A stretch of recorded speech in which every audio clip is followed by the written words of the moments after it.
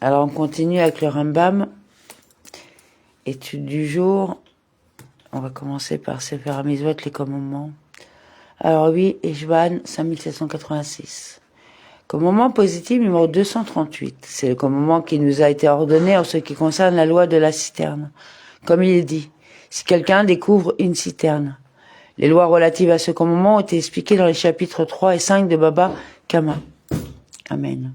3 Prakim. Alors, 8 Eshvan 5786, Sefer Nezekin, loi relative aux dommages qui sont le fait des biens d'une personne. Chapitre 6. Qu'est-ce qu'un animal mouad pour un dommage de la catégorie de la corne? Tout animal qui a fait l'objet d'un témoignage de 2 témoins 3 jours différents pour une même action anormale. Mais si un animal en corne, mort, se tapit sur de grands ustensiles, donne un coup de patte ou pouce, même 100 fois en un seul jour, et fait l'objet d'un témoignage à chaque fois, il ne devient pas mouad. Ces 3 groupes de témoins témoignent chacun contre le bœuf en un seul jour, pour un comportement anormal répété de celui-ci, par exemple pour le fait d'avoir encorné 3 animaux 3 jours différents. Il y a doute si l'animal devient ainsi mouad ou non.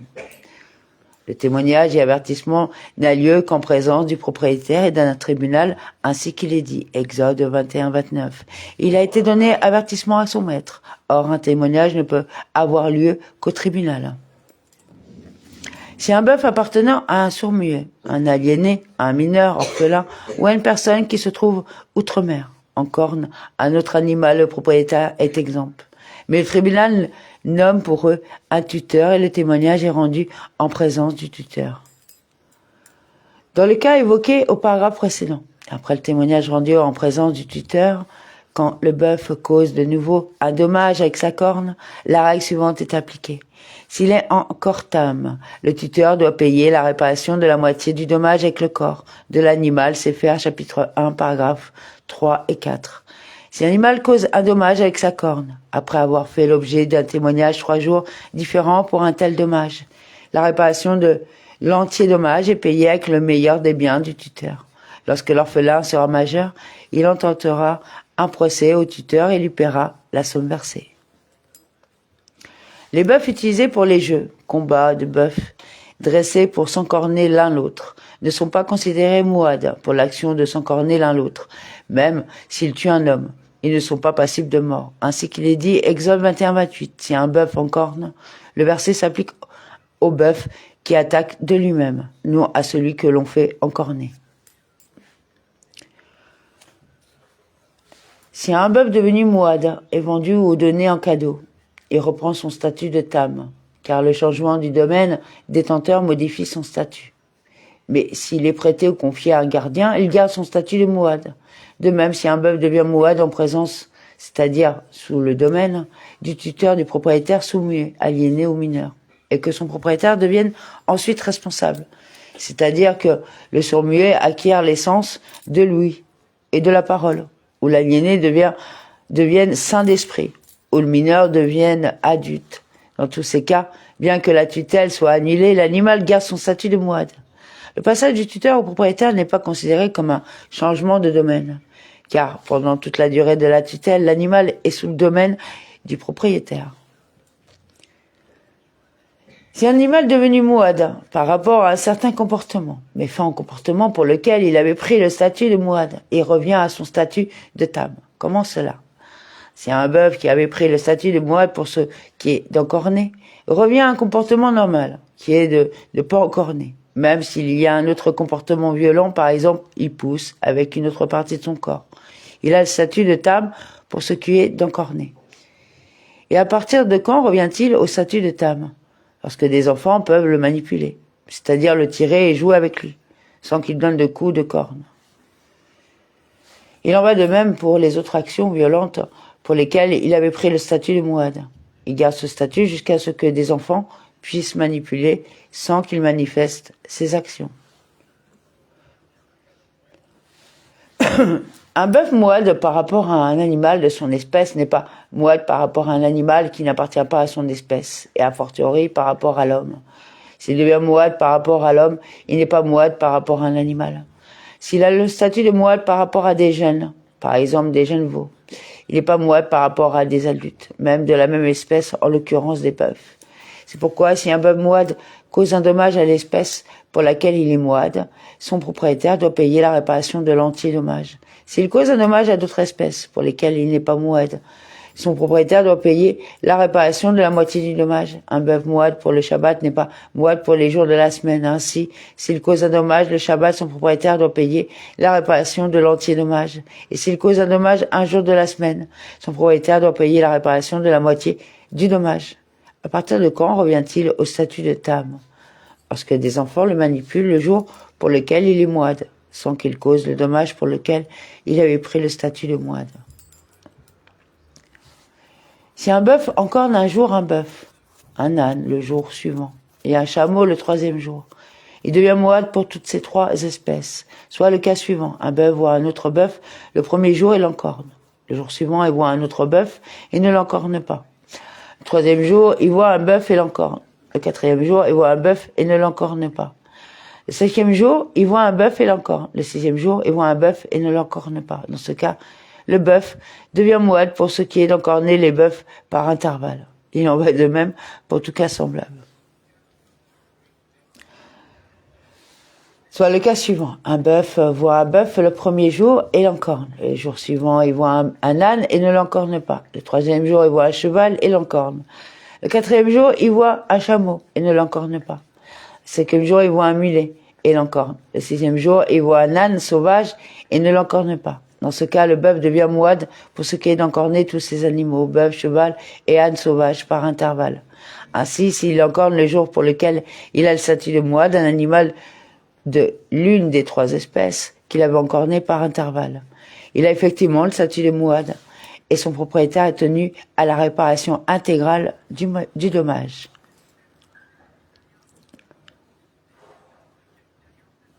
Si un bœuf encorne un animal le 15 du premier mois, le 16 du mois suivant et le 17 du troisième mois, il ne prend le statut de mouad que s'il répète 3 fois ce saut, d'un jour par mois. C'est-à-dire, il ne prend le statut de mouad que s'il encorne un animal le 18 du quatrième mois. Si ici la première fois n'est pas prise en compte, si un bœuf entend le son du chauffard et encorne, puis entend une deuxième fois le son du chauffard et encorne, et entend une troisième fois le son du chauffard et encorne, il prend le statut mouad par rapport au son du chauffard. Il en va de même pour tout cas semblable. Soit les cas suivants. Un bœuf encorne 3 bœufs 3 jours consécutifs, un bœuf par jour. Le quatrième jour, il encorne un âne. Et le cinquième jour, il encorne un chameau. Ou bien B, il encorne au début un âne et un chameau en deuxième jour consécutif. Après, il encorne 3 bœufs, l'un après l'autre, 3 jours consécutifs. Dans ces deux cas, il y a doute si le bœuf est devenu mouad pour ce qui est d'encorner les bœufs seulement, ou s'il est mouad pour ce qui est d'encorner les 3 espèces. De même, si un bœuf encorne un animal 3 shabbats consécutifs, puis encorne un animal le dimanche et le lundi qui suivent le Shabbat, ou s'il encorne un animal le jeudi, le vendredi et le Shabbat, puis les 2 Shabbats qui suivent, il y a doute s'il est devenu mouad par rapport au Shabbat seulement. Ou pour ces 3 jours, Shabbat, dimanche et lundi dans le premier cas, ou jeudi, vendredi et Shabbat dans le second, dont 2 sont des jours de la semaine, dimanche et lundi, ou jeudi et vendredi. Dans tous ces cas de doute, et ceux qui sont semblables, on ne condamne l'auteur du dommage qu'à la réparation de la moitié du dommage. Si la victime du dommage se saisit d'un bien appartenant à l'auteur du dommage, en réparation de l'entier dommage, on ne doit pas lui retirer. Sefer Nézékin, loi relative aux dommages qui sont le fait des biens d'une personne, chapitre 7. Quand un propriétaire attache son bœuf avec une corde ou ferme la porte devant lui correctement, c'est-à-dire avec une porte pouvant résister à un vent ordinaire, et que le bœuf sorte et cause un dommage. La règle ci-après est appliquée. Si le bœuf est âme, son propriétaire paye la réparation de la moitié du dommage. S'il est mouad, son propriétaire est exempt. Ainsi qu'il est dit. Exode 21-29 au sujet du bœuf mouad. Et il ne l'a pas gardé. Ce qui implique que si le propriétaire a gardé son bœuf, même de manière médiocre, il est exempt. Et dans notre cas, le bœuf était gardé. De même, si le bœuf cause un dommage par un comportement pour lequel il est mouad, dès le début, par exemple, s'il mange des produits qui lui sont appropriés, ou brise des objets avec sa patte au cours de la marche. Son propriétaire est exemple. Si le bœuf qui est moite pour l'action d'un cornet avec la corne droite, mais non pour celle d'un cornet avec la corne gauche, sort après avoir été gardé de la manière correcte et en corne. Avec la corne droite ou gauche, le propriétaire paye la réparation de la moitié du dommage. Quand un animal blesse un homme, intentionnellement ou pas, la règle suivante est appliquée. S'il est table, le propriétaire doit payer la réparation de la moitié du dommage avec le corps de l'animal. S'il est moite, son propriétaire doit payer la réparation de l'entier dommage. Dans les deux cas, le propriétaire est exemple de verser des indemnités à la victime pour le chômage forcé, la honte, la souffrance et la guérison, les frais médicaux. Car ces 4 indemnités ne sont exigées par la Torah que dans le cas d'un homme qui blesse autrui. Mais lorsqu'un animal blesse un homme, cela est considéré comme s'il avait causé un dommage matériel et son propriétaire est tenu uniquement à la réparation de la moitié du dommage. C'est pourquoi, si un bœuf fait honte à un homme, le propriétaire du bœuf est exempt. Mais s'il fait lui-même honte à autrui, il doit répondre du préjudice causé, comme il sera expliqué. Si un bœuf blesse le père ou la mère de son propriétaire, ou met le feu au tas de gerbes d'autrui le Shabbat, son propriétaire doit répondre des dommages. En revanche, s'il avait lui-même commis ces dommages, il n'aurait pas été tenu d'en payer la réparation, puisqu'il est passible de mort quand il profane le Shabbat ou qu'il blesse ses parents, comme il sera expliqué. Si une personne introduit son bœuf dans une cour privée, sans autorisation, et que le bœuf du propriétaire de la cour encorde le bœuf intrus ou que son chien le morde, le propriétaire de la cour est exempt. Si le bœuf intrus encorde lui, le bœuf du propriétaire de la cour, la règle suivante est appliquée. S'il est âme, son propriétaire doit payer la réparation de la moitié du dommage, et s'il est moide, son propriétaire doit payer la réparation de l'entier dommage, comme le veut la loi pour l'animal qui encorde dans le domaine public. Si le bœuf intrus tombe dans une citerne de cette cour et infecte l'eau, la règle ci-après est appliquée. S'il affecte l'eau immédiatement au moment où il tombe, par exemple, s'il est lui-même souillé, son propriétaire doit répondre des dommages causés à l'eau. S'il affecte l'eau après un certain temps, son propriétaire est exempt, car le bœuf devient, dans une telle situation, un obstacle semblable à une fosse et l'eau est considérée comme des ustensiles endommagés par cet obstacle.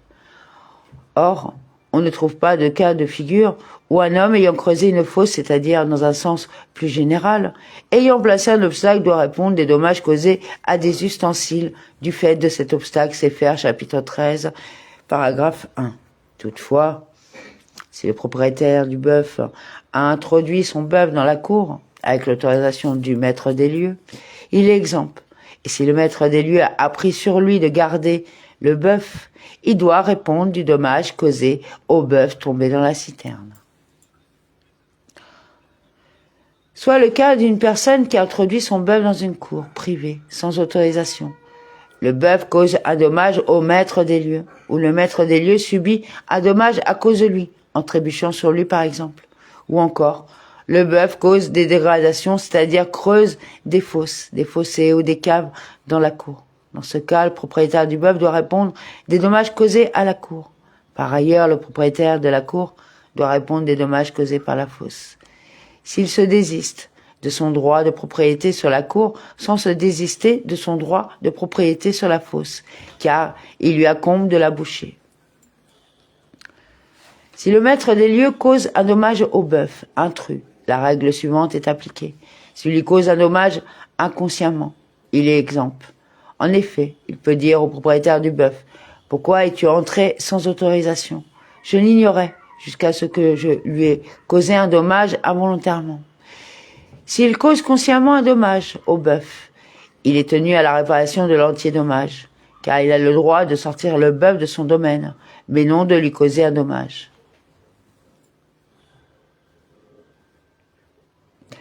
On doit procéder à une évaluation quand il s'agit d'indemniser des dommages. Comment cela ?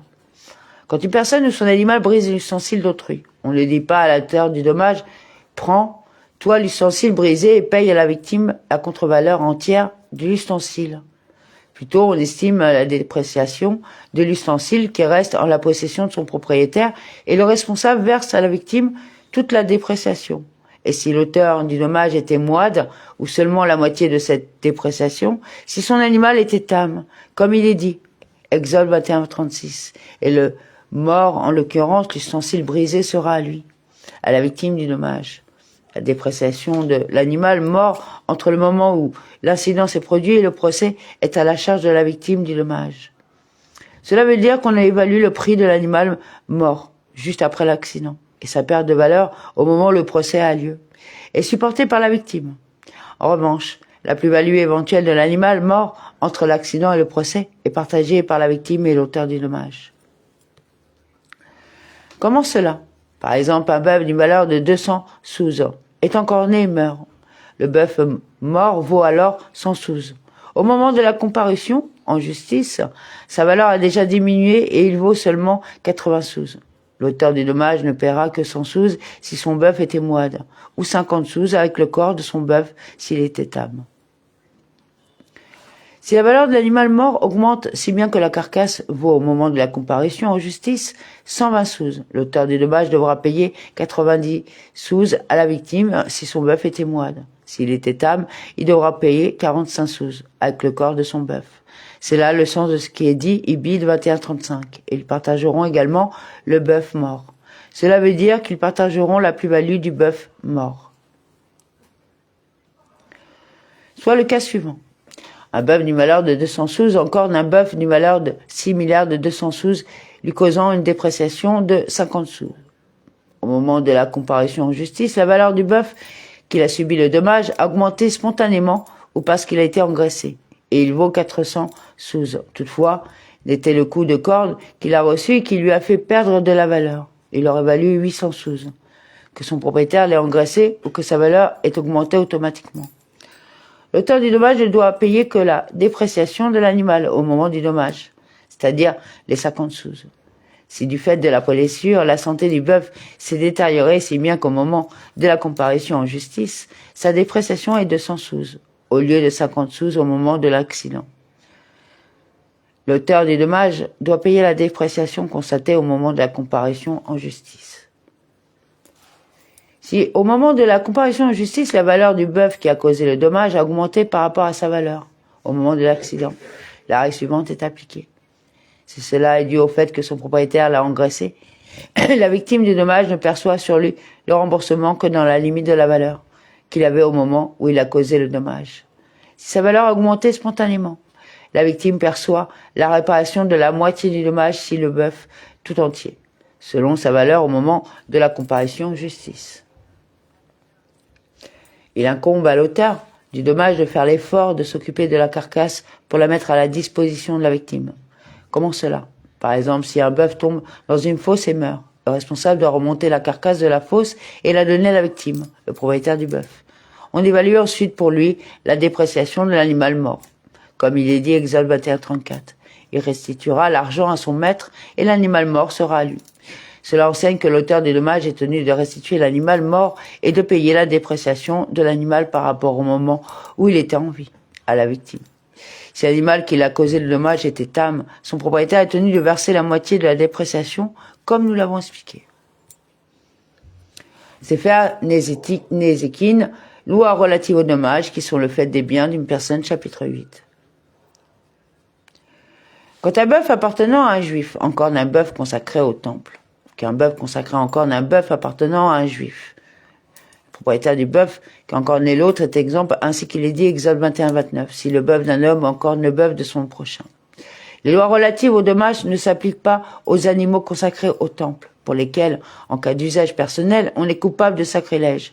Mais il a les animaux consacrés en offrande qui ont été disqualifiés suite à un défaut physique, par exemple, et qui ont été rachetés, sont sujets aux lois relatives aux dommages, qu'ils causent ou subissent un dommage parce qu'après avoir été rachetés, ils sont devenus profanes, bien qu'ils soient toujours défendus de les tondre ou de les employer pour un travail.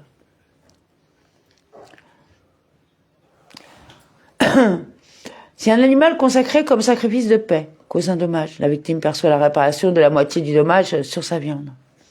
Elle ne perçoit pas une part supplémentaire de la viande en contrepartie de la part qui aurait dû lui revenir des parties consumées sur l'autel.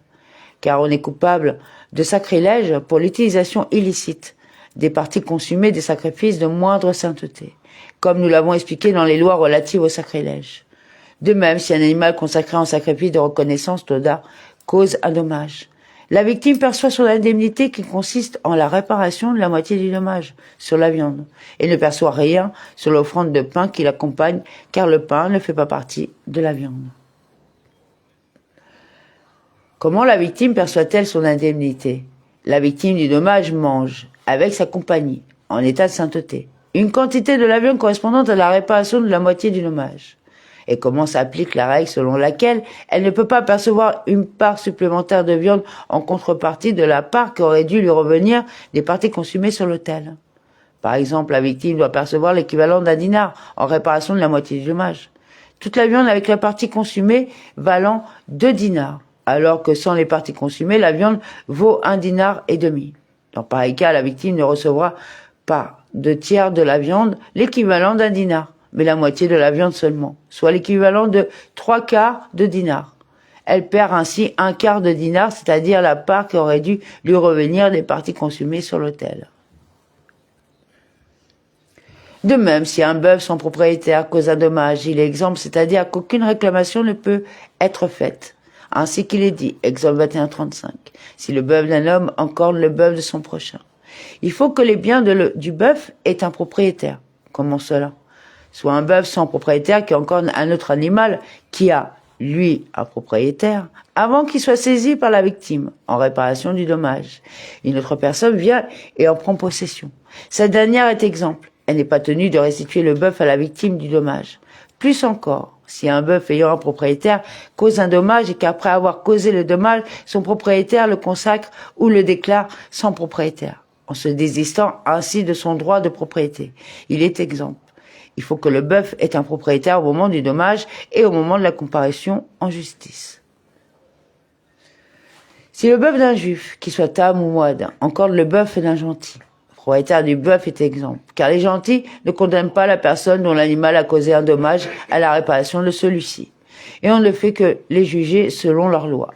Si le bœuf d'un gentil, qu'il soit tam ou moine, encorde le bœuf d'un juif, le gentil doit payer la réparation de l'entier dommage. Cette pénalité est infligée aux gentils, parce qu'ils ne se soucient pas des commandements et notent pas les sources du dommage. Et si on ne les condamne pas à payer pour les dommages causés par leurs animaux, ils ne les gardent pas et causent des pertes aux autres.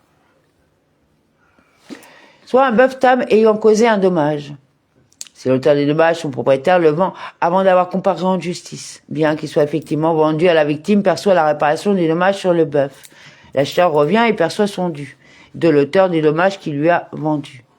En effet, dès lors qu'un bœuf encorne, une rumeur court à son sujet, le fait est connu de tous. L'acheteur n'aurait donc pas dû l'acheter avant que la victime du dommage perçoive dessus son dû.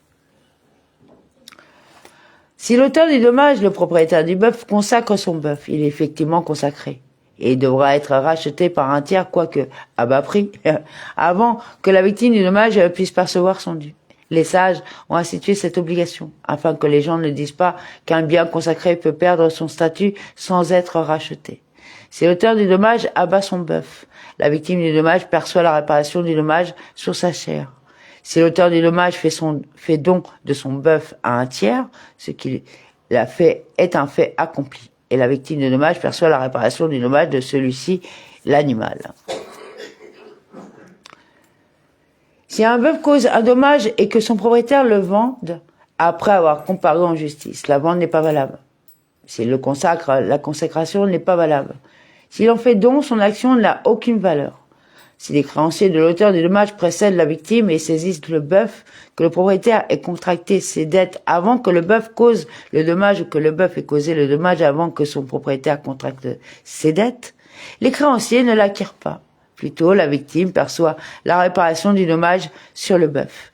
Car même s'il avait appartenu au créancier depuis le début avant le dommage et avait alors causé le dommage, la victime en aurait perçu la réparation sur le bœuf. Si un animal moine cause un dommage et que son propriétaire le consacre, le vende, en fasse don ou l'abatte, qu'il est comparé en justice ou pas, son action est un fait accompli.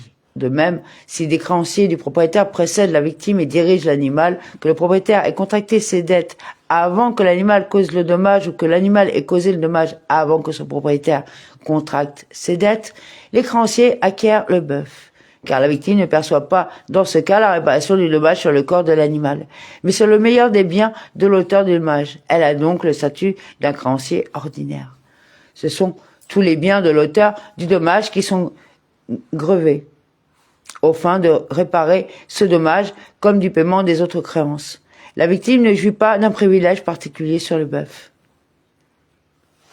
Quand le tribunal s'occupe de percevoir la créance de la victime sur les biens de l'auteur du dommage, il perçoit cette créance tout d'abord sur les biens meubles. Si l'auteur du dommage n'a pas tout de biens meubles, ou s'il n'en a pas suffisamment pour payer la réparation de la totalité du dommage, le tribunal perçoit le reste de la créance sur les meilleures terres parmi les biens de l'auteur du dommage.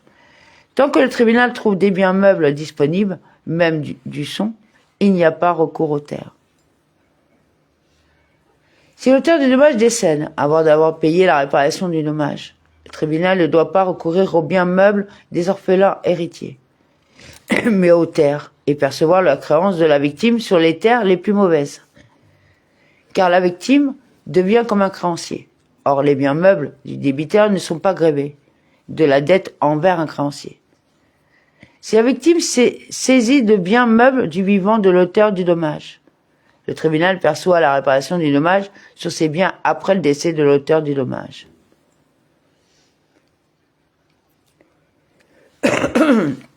Les guéonymes ont institué toutefois qu'un créancier puisse percevoir sa créance sur les biens meubles de la succession.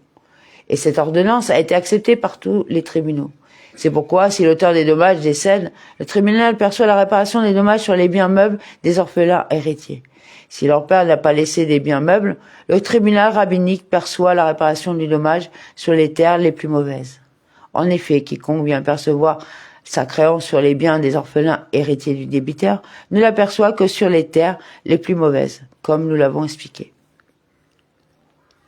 C'est seulement sur la base d'une preuve formelle et des témoins aptes à témoigner que la réparation des dommages est payée, que l'on est passible de la rançon et qu'un animal est mis à mort. Il ne faut pas dire, puisque seuls les esclaves, les bergers et leurs pareils disqualifiés pour le témoignage sont présents dans les écuries, les étables à bœuf ou les parcs à moutons. S'ils témoignent que tel animal a causé un dommage à tel autre, on doit les écouter accepter leur témoignage. Et de même, si des mineurs ou des femmes disqualifiés, eux aussi, pour le témoignage, témoignent que telle personne a blessé tel autre ou dépose au sujet d'autres dommages, on doit s'appuyer sur eux. Il n'en est pas ainsi. Plutôt, on ne condamne jamais à un paiement sur la base de la déposition de témoins, à moins que ces derniers soient fiables pour rendre d'autres témoignages, qu'ils témoignent du dommage et que le tribunal condamne l'auteur du dommage à en payer la réparation.